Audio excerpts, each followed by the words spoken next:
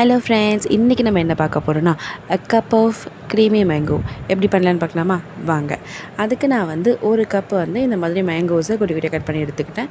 ஒரு 6லேருந்து 7 பன்னீர் பீசஸ் எடுத்துக்கிட்டேன். இந்த பன்னீர் நான் வீட்டிலே பண்ணது. அது எப்படி பண்ணணுன்ற ரெசிப்பியும் நான் கண்டிப்பாக அப்லோட் பண்ணுறேன். அதையும் பார்த்து கண்டிப்பாக தெரிஞ்சுக்கோங்க. இப்போ இது கூட நான் ஒயிட் சுகர் ஆட் பண்ணிக்கிட்டேன். உங்களுக்கு வேணால் நீங்கள் நாட்டு சர்க்கரை இல்லை பனை வெல்லம் அந்த மாதிரி எது வேணாலும் ஆட் பண்ணிக்கலாம். அது கூடவே கொஞ்சமாக பால், இது எல்லாத்தையும் இந்த மாதிரி நல்லா அரைச்சி எடுத்துக்கோங்க. இந்த கன்சிஸ்டன்சியில் தான் இருக்கணும். பால் கொஞ்சம் பார்த்து பார்த்து விட்டுக்கோங்க. நீங்கள் அதிகமாக விட்டுட்டாலும் நல்லா வராது, ரொம்ப கம்மியாக விட்டுட்டாலும் நல்லா வராது. ஸோ இந்த கன்சிஸ்டன்சியில் இருக்கணும். ஸோ அது வரைக்கும் நீங்கள் கொஞ்சம் கொஞ்சமாக பால் விட்டு அரைச்சிக்கோங்க.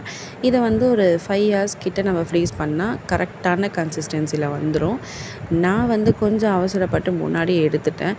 இது கூடவே இதை செய்யும்போதே நான் லெஃப்ட் ஓவர் ரைஸில் ஒரு சாக்லேட் மூஸ் பண்ணியிருந்தேன். அதுவுமே சூப்பராக வந்துருந்துச்சு. ஸோ நான் ரெண்டுமே மஸ்ட்டு ட்ரைன் தான் சொல்லுவேன். அவ்வளோ சூப்பராக இருக்குது. இப்போ பாருங்கள், நான் சீக்கிரமாக அவசரப்பட்டு எடுத்துட்டேன்ல, அதனால் ஜெல்லி மாதிரி இருக்குது. யாரெல்லாம் இந்த மாதிரி அவசரப்பட்டு இந்த மாதிரி ட்ரை பண்ணி பார்ப்பீங்கன்றதை கமெண்ட் பண்ணுங்கள். அண்ட் இப்போ பாருங்கள், நான் 5 hours கரெக்டாக வச்சு எடுத்தேன். ஸ்பூனை விட்டு விழவே இல்லை. ஆனால் ரொம்ப சாஃப்டாக இருக்குங்க, வாயில் வச்சா நல்லா க்ரீமியாக சூப்பராக இருக்கும். ஸோ நீங்களும் ட்ரை பண்ணி பார்த்துட்டு எப்படி வந்துச்சுன்னு கமெண்ட் பண்ணுங்கள். லைக் பண்ணுங்கள், ஷேர் பண்ணுங்கள், சப்ஸ்கிரைப் பண்ணுங்கள். டாடா பாய்.